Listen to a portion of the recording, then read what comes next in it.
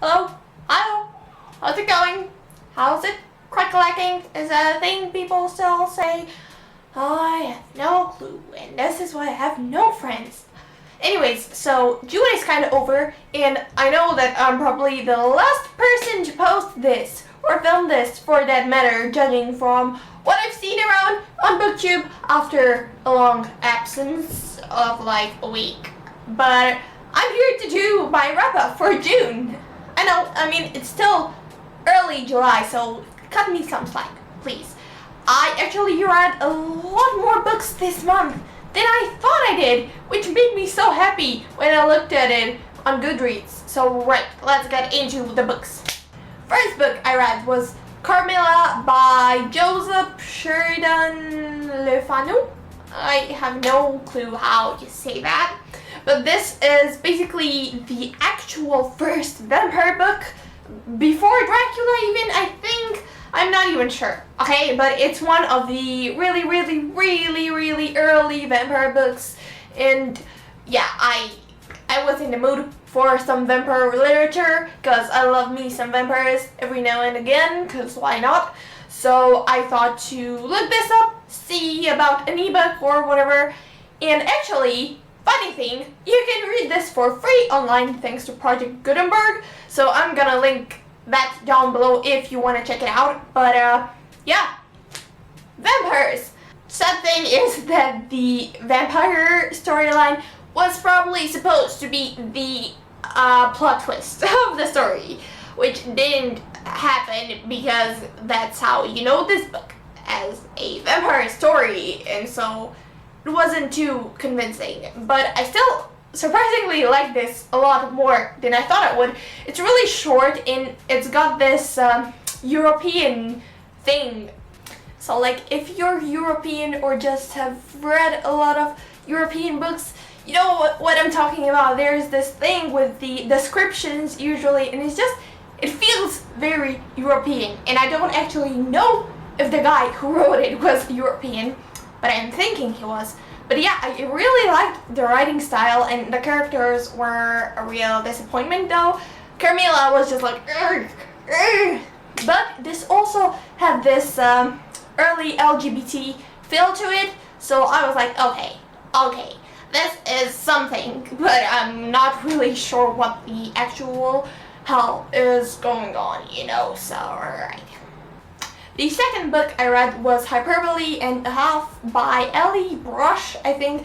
This is a graphic novel type biography kind of thing. Yeah, that's a real professional description.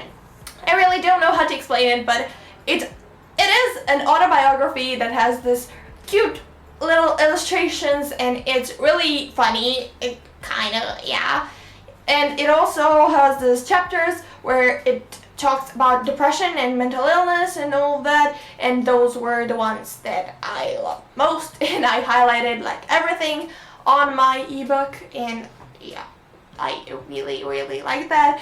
But the funny parts weren't as funny, in my opinion. They weren't really my kind of humor, so yeah. I then went on this journey of finding out that digital comics really are a thing. I was having some serious post-Buffy depression, so I was like, what if I pick up the comics, because I don't like the sending, and Angel is just getting on my nerves, like, how is this TV show canon?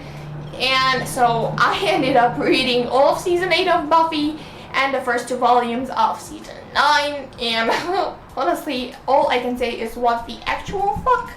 If Angel didn't seem canon with singing demons and karaoke bars and whatnot, then trust me, this has ships flown by bugs and armies of slayers that are like against Buffy at some point. In Buffy is sleeping with one of the other slayers, and Dawn is a centaur and a giant and then a China doll, and I don't know what is happening in those comics. Man, oh my actual god, like what is going on in those comics?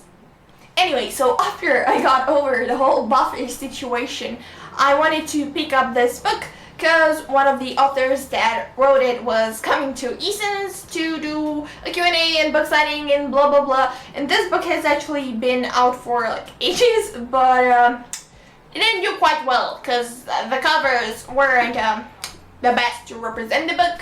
Were actually really suggestive and not cute, so they reissued them, republished, whatnot, and E. Lockhart came to publish it, and it's How to Be Bad by Lauren Myracle. I hope that's how you actually pronounce it.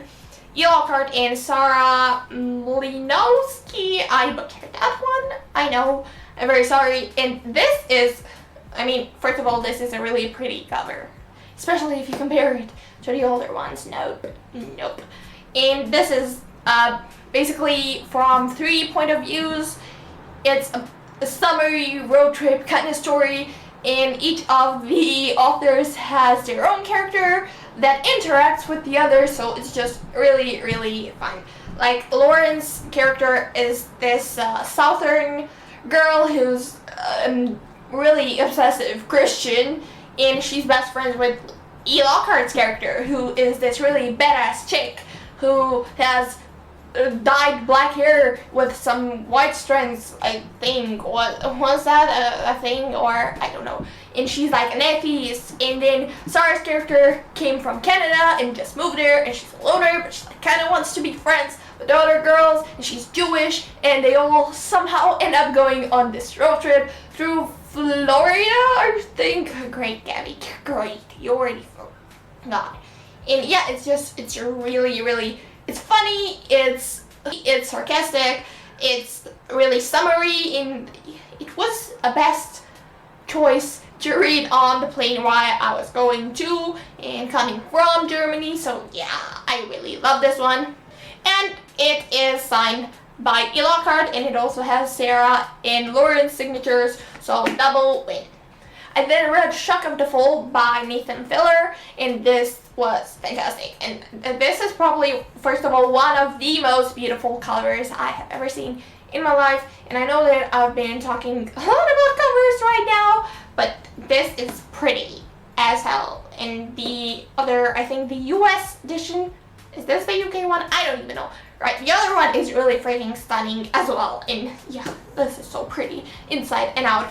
I didn't know much about it going into it. I just knew that the thing written on the back was really freaking hooking and badass, and that the cover was just too pretty to pass. And I think it's best to get into it like not knowing too much, just because the thing on the back is so wonderful. And I will just say that this is about mental illness. This one deals with schizophrenia, and I know that there are some other books around the deal with that, but I haven't read any, so it was just really great to pick this one out. And I'm gonna read you the thing on the back so you can see why I was hooked.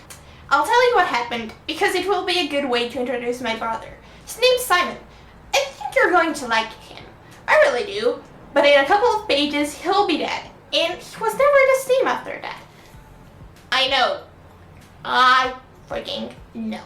I love this. It was fan-freaking-tastic. And just, it was a 4.5, not a 5, though, but it was still just such a great and powerful read. And the last book I read this month was Popular by Maya Van Wackenen. I must have butchered that one as well. Great. I'm so sorry for keeping butchering names, but I can't help it. This is a memoir, and it's about this social experiment where Maya, a 13-year-old, I think she is when she conducts this. Yeah, she's like 13. She's going into 8th grade, and she gets challenged by her mother, who finds this book from the 60s about how to be popular among her father's possession, to put the things in that book into practice and see if she can become popular. And she does that 1 month at a time. She picks out what things she wants to do each month, and this got on my nerves a lot at first because Maya just sounded so shallow. And don't even get me started on the lady that wrote the actual book her social experiment is based on, because oh my god. But I mean, those were the 60s, that was the fashion. You had to be pretty and popular and whatnot. So yeah, 60s people were pretty shallow. That's what I'm understanding. Or maybe it was 50s. Nevertheless, really freaking shallow, really got on my nerves. I just couldn't even. So this ended up being the first book, I think it's the first, I really started highlighting, making notes on, because I was just like, it has to feel like my own. And I got it in a goodie bag at Easton at the Lockhart signing, so I didn't pay for it, so if I ruin it, I don't even care. So yeah, I just have a lot of highlights and snarky comments, and yeah. But however, towards the end of this, it got really deep.